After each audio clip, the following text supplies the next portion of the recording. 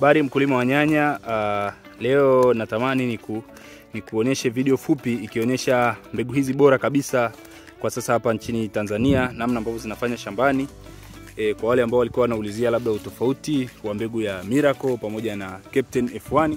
Sasa tumepata bahati ya kufika shamba ambalo mkulima amezichanganya hizi mbegu kabla ya kusia. Amechanganya kwenye sahani, baadaye ndio akasia. Sasa tukianza na mbele yangu hapa niko na mche wa Miracle F1. Kama unavyoona, twende moja kwa moja kwenye matunda ya Miracle. Haya ndio matunda ya Miracle, na uzao mzuri. Kikonyo kinakuwa kina matunda ya kutosha, na hisi mwenyewe unajionea hapo matunda ya Miracle kama yalivyo. Kikonyo kinakuwa kina matunda ya kutosha, tunaumiza kidogo mmea, lakini lengo ni kukuonyesha wewe mkulima ubora wa hii mbegu ya Miracle F1. Huu ni mche wa Miracle. Twende pamoja tutafute mche wa Captain F1. Utofauti ambao kwa macho tu unaonekana ni kwenye matunda, majani, majani ya Captain kidogo yako rafu. Nimeona mche wa Captain huu hapa. Mche wa Captain ndio huu hapa kama unavyoona. Angalia, haya ndio matunda ya Captain ambao ni nyanya bonge. Kama ni mkulima nadhani unanielewa vizuri kama umewahi kulima hii mbegu. Hii ndio Captain F1.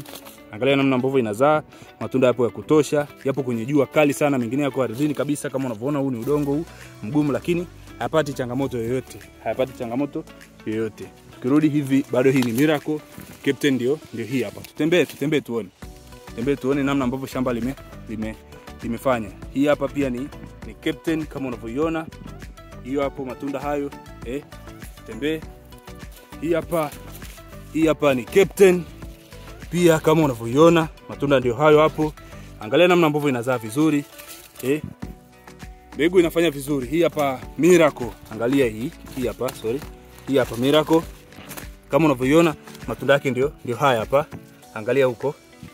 Yana ganda gumu, ina uzao mzuri na ukinzani mzuri, na magonjwa pia na mwendelezo mzuri.